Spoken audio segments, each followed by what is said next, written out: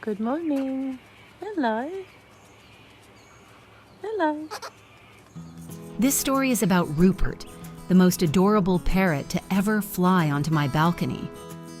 What started out as a simple bird-watching experience turned into something magical, a true friendship between man and wildlife. Good morning, guys. How are you?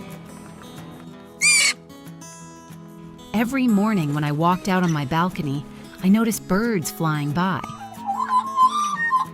Soon, kookaburras were flying by regularly. They would sit on the railing and quietly watch me, and I began to look forward to these encounters. Hello. But as time went on, other birds began to appear. The first to arrive were galas, pink parrots, then magpies, which always stayed together. And in the evening, the kookaburras always returned. I was sure they were talking to each other because there were more and more birds every day. But among all the birds, one stood out. It was a bright red parrot. It watched me from the eucalyptus tree but did not dare to fly closer. Every day it occupied the same spot, and I could see how eager it was to cross the distance. He was cautious, but curiosity clearly won out.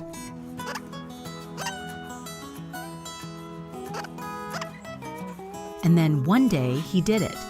He flew over to the balcony and sat down right in front of the window. We stared at each other for a long time until suddenly he jumped on my shoulder. At that moment, I knew he trusted me, and from that day on, his visits became special. I named him Rupert. He was not only brave, but also very funny. Instead of flying, he preferred to walk. He took his time, stepping leisurely along the railing as if testing its strength, and sometimes even walking down the balcony as if exploring every corner. Good morning. Hello. Hello.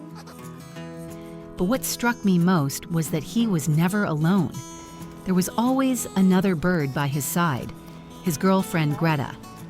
Unlike Rupert, she kept her distance, watching us cautiously. She never sat on my shoulder, never came too close, but she was always nearby like an invisible guardian angel. They were inseparable. Together they teased each other, danced, played like a real couple. They flew to each other, touched each other lightly with their beaks, and then flew apart. Sometimes they would hide among the trees, but as soon as I stepped out on the balcony, Rupert would reappear, followed shortly by Greta. But there were days when Rupert didn't come. I would look up at the eucalyptus tree and imagine him spending time with Greta as they explored the world. I missed him, but I knew he would come back, and every time he did, the joy of seeing him was special.